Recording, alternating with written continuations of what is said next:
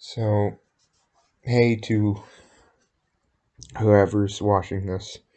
I've never really made anything like this before, hence the um shit camera. But I'm making this because um I had a little bit of an outburst earlier, and you can kind of see on the back of my hand there. I punched the mirror in my bedroom, and it caved. Um, I think it was that just I felt like that guy in there was just staring at me with contempt. So I didn't want to listen to him anymore. That was just whatever was in my head. Um, I suppose I should give you some backstory. I I live in southern Ontario, Canada. I'm 24. Um, I'm youngest of nine. Seven of those are women. And, some people honestly assume I'm homosexual because of the way I talk and the tone I use. Um, it makes me upset, but at this point, it's kind of inevitable that's gonna happen at some point, so I don't even get bothered by it. I'm not a homosexual by any means. Um, I'll just sort of sum up some of the major things in my early life. I've never really had friends. I mean, I like at sometimes it bothers me, but I kind of accepted the reality that I'm a loner, and sometimes people only really make it worse just because that's who I am. When I was in elementary school, they diagnosed me with ADHD, but it wasn't until I was about 20 that I finally got a full psychological assessment because things got really bad in the home because some things happened in my parents' life that they didn't do anything to change, and they they went through a lot of abuse, and they hurt themselves, and they ended up hurting me too. And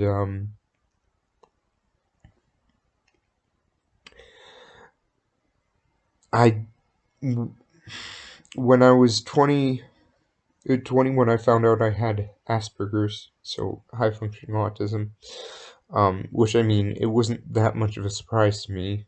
I just sort of tried to keep going on with that.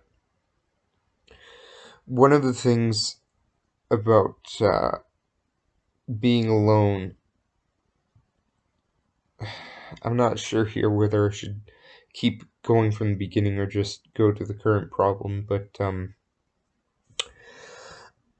I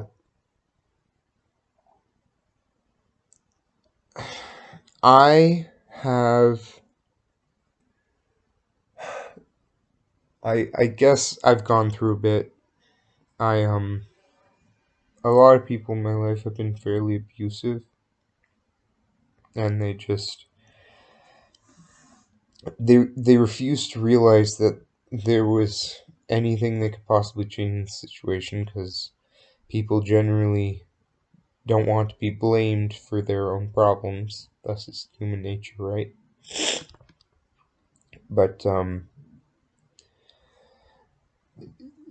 part of being alone is that I always seem to play the most intense, abusive games I can. So, Killer Instinct and just civilization strategy games, and I just can't keep up. I don't know whether it's the trauma or this thyroid problem, which I didn't even realize I had until now, because I've had a sweating problem for quite a few years where I just itch and nothing comes out. Um, but I mean, hopefully I can figure out an answer to that now. Um, I suppose what I'm trying to say here is that the thing that bothers me isn't that I'm alone or that people hurt me. Um, it's just a very, like, okay, when I was younger, probably around the age of 13, I started to develop porn addiction, which still stays with me today, like 10, 12, 13 years later. Um, I just want to try and give you this picture. You are a kid who you grew up in the middle of nowhere in a country that no one seems to know shit about. You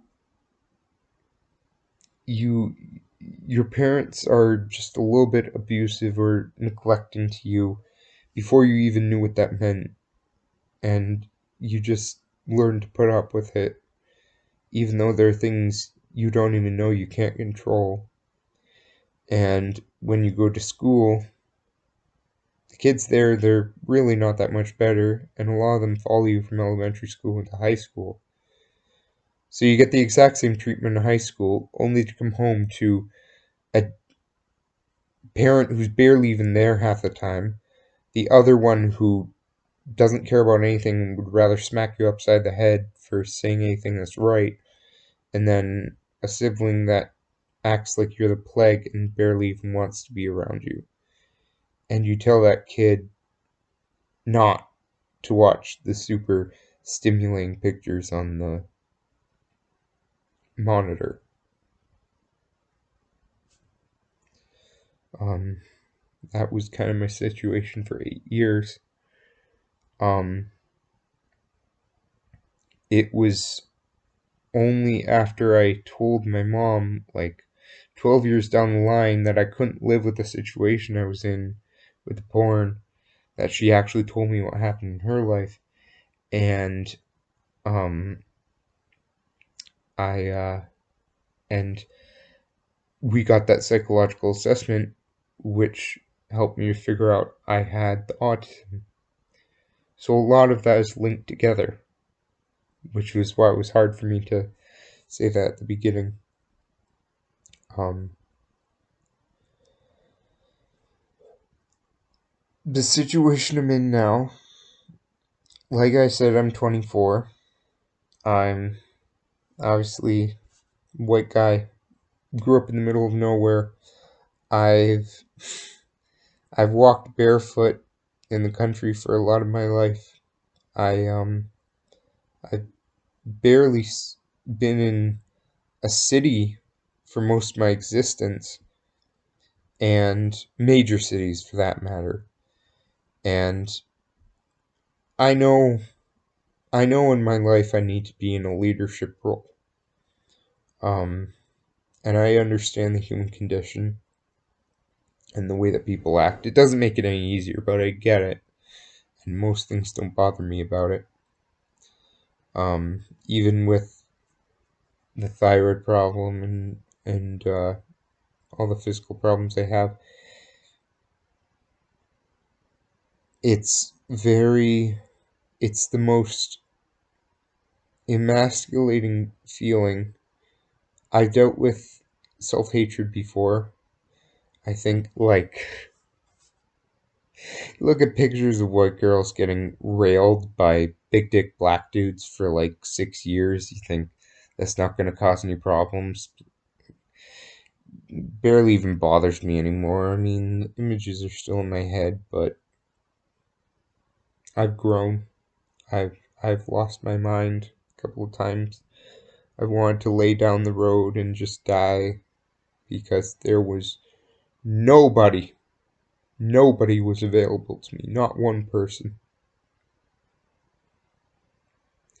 And I just wish that for once someone would step in and just say the right thing, say the right thing, and not be terrified of me. Um,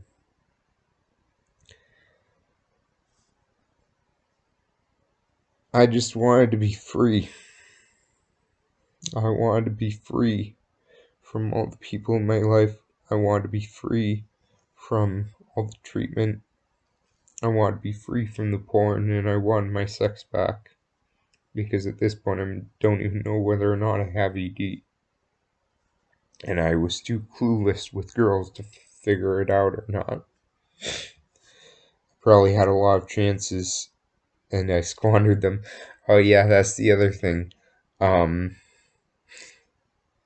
I was a real idiot. I've only ever kissed three girls. The first one was in high school, and I was an idiot, and I pushed, and I don't even know whether I embarrassed her or not in front of somebody, but um, she didn't even look at me in public anymore. She did her damnedest to get away from me. I barely ever saw her more than once after the incident that happened between me and her. The other two were after high school. The second one was a girl when I went down to the States, and she vomited the night that I did it. Part of the problem with the autism is that you're a bit impatient at times that you really shouldn't be, and I kind of fucked that up.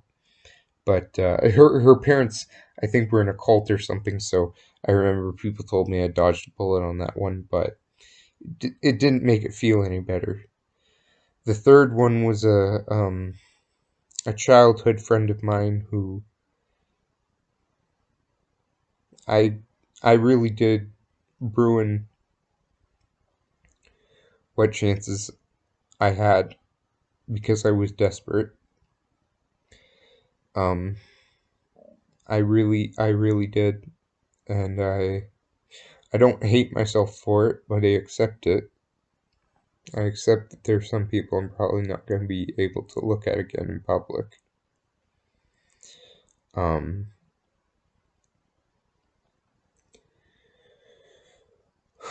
uh, when I when I when I was about 14, I we were looking after our landlord's house uh near where we live. Um, and because keep in mind, my family's moved like 8 times, even before and after I was born. So we've moved houses a lot, but our current house, where we've been for a very long time, I think I was about 14 years old, so like 10 years ago at this point. We went to our landlord's house because they were out and we had to look after their dog. And I think it was mid February. And the dog was pulling me along. And I had my head down behind the barn, behind the house. And I hit my head crown first on a PVC pipe that was at shoulder level. And that was some of the worst pain I ever felt in my life. Um, it felt like my neck was ripping off and going into my spine, just being pushed down, and that was really bad. But that dazed me, and I say that because about 2 minutes after that happened, the dog was pulling me along, and I wasn't really paying attention to what was happening. But there was a cement base with like steel rebar coming out of it, and this was of a silo.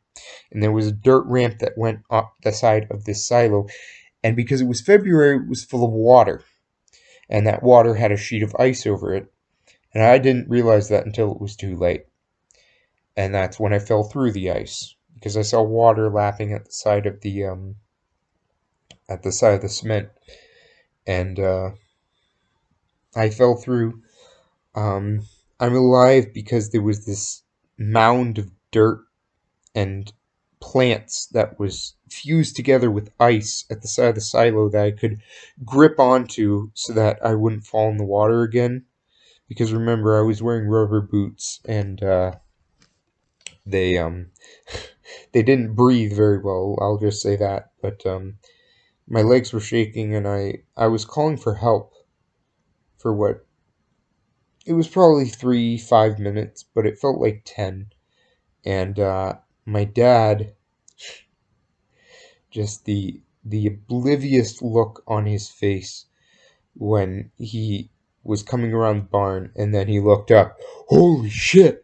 You almost drowned. And yeah, can you help? Um, he barely helped to get me down. I kind of had to do that on my own, and I was wet at this point, as you can imagine. And I made the walk to get back into the car because I didn't want to stay in that godforsaken house any longer. And as I was going towards the car, my dad told me, "You're not getting dirt all over the back of my vehicle. You're walking home." And my mom said nothing. She didn't stop him. She didn't even suggest that there could be another way. So I had to walk across the muddy field back home, take all my clothes off and get the shower. And my body turned beet red. I remember that because the temperature changes and that happens. Only one person really registered what had happened and said, "Oh, I heard you almost died," as I was falling asleep on the couch because the temperature change was draining my energy. Um, that was that whole event I just explained. That was one thing. All right, to just give you an idea of like what my situation is like, what my family's like. Now that you understand that, um, I understand very well how people do things to themselves and other people around them and they won't ever change their problems.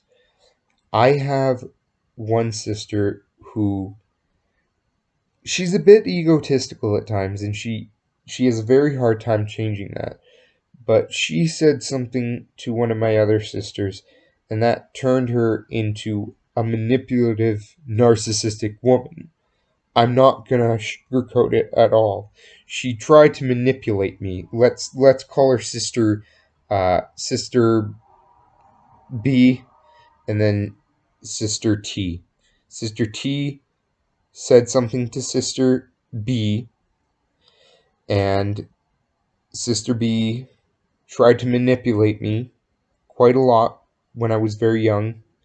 I think around between the ages of 10 and 12.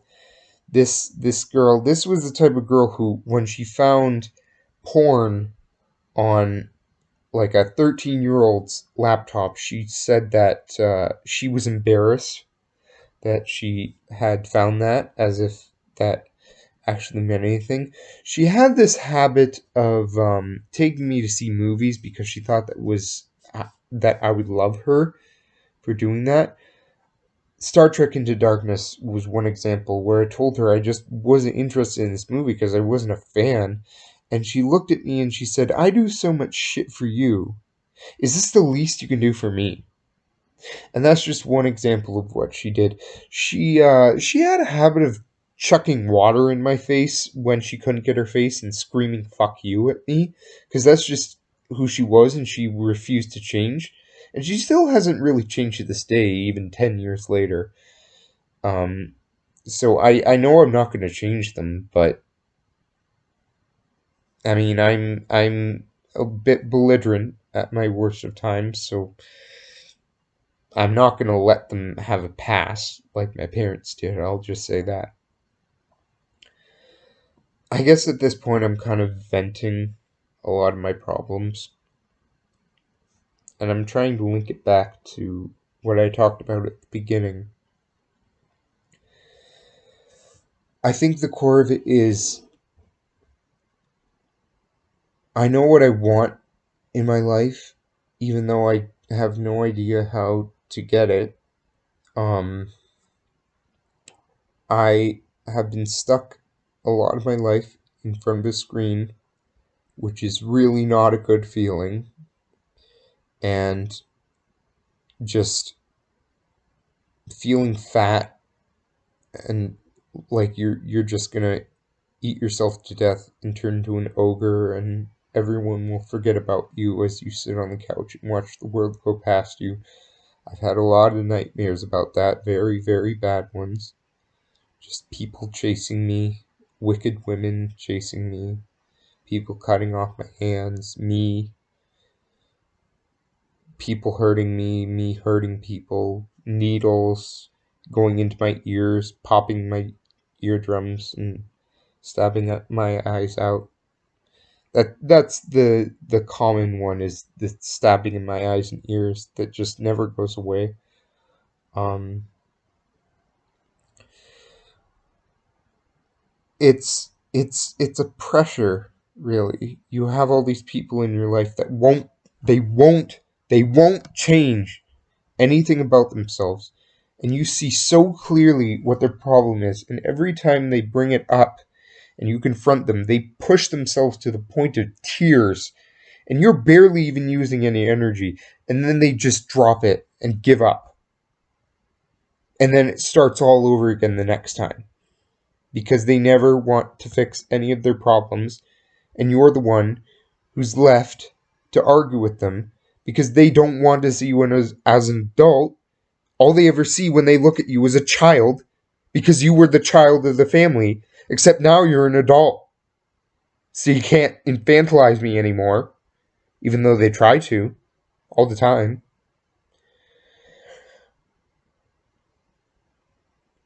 The person closest to me in my life, it's one of the sisters. I'm not going to say her name because she's not on good terms with me. She doesn't live in this country anymore. And she had a very bad habit when she was younger. Most things I did just weren't good enough for her. And the only way I could get attention or affection from her was doing what she wanted, um, without ever trying to get her to come downstairs, because she always spent so much time in her room and she never got out. And that was the only way I could seem to get attention from her, is going upstairs and watching something with her, which I really didn't care to watch. I just wanted to be with her. But she wouldn't have that because she didn't care. And I was probably a fool at times because I was a child. But she lives across the world now. I've scarcely seen her in 3 years. She acts like she's, at her worst of times, she acts like she's in physical pain if I try so much as try to touch her. Because that's just who she is, and I know I can't change that. But it still hurts.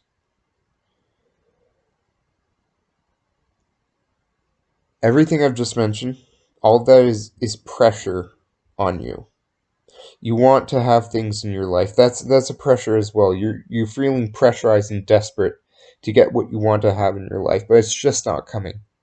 And then you go to play video games, and these are high intensity video games. They're not going to let you off easy. Fighting games, RTS. Okay, you know exactly what I'm talking about. That's pressurized too. Okay, it's all pressure on you. And pressure to get a job and get on with your life and get out of your parents' house. And all of that is pressurizing on your autistic mind. And you have all that pressure, and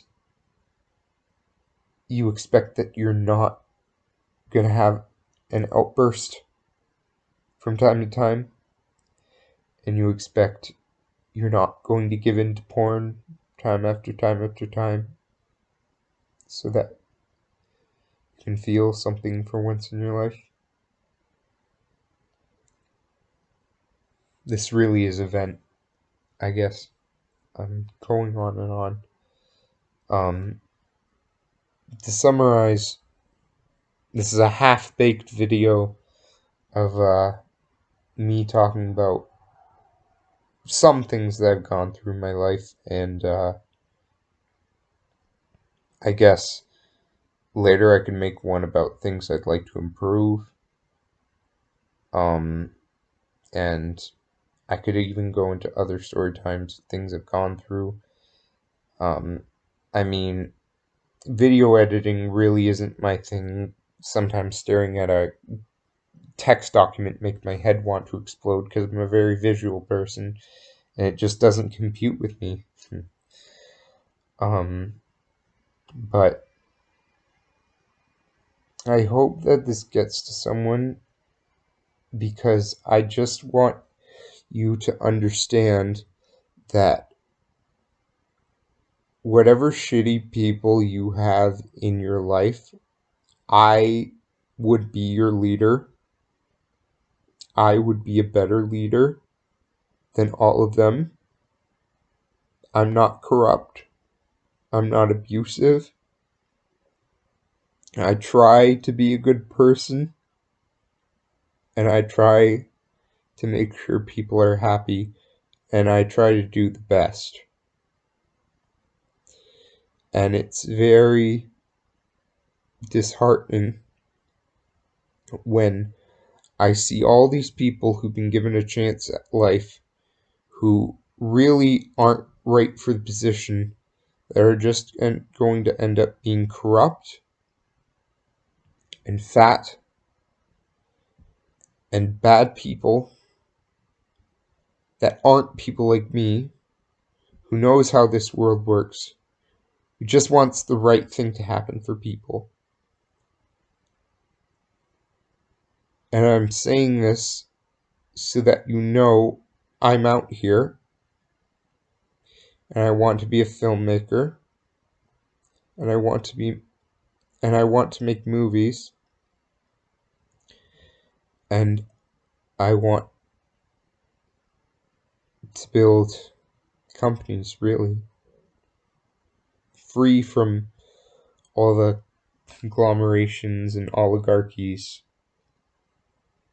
just free from cowardice, because I try to be brave in my life, because many people around me weren't.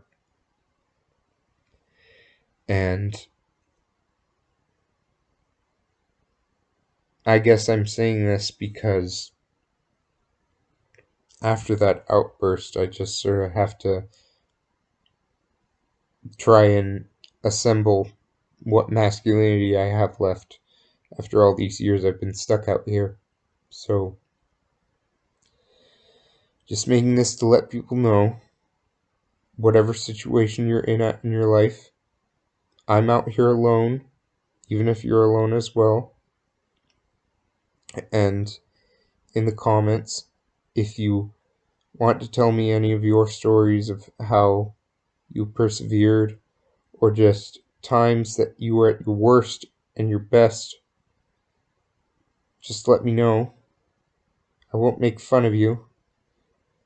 I might even make some more videos and tell you some more things that I've gone through.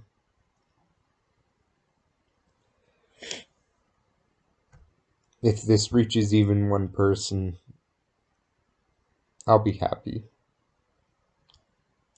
I just wasn't going through a good time, and I thought that making a video about it might help, because it might help me to vent and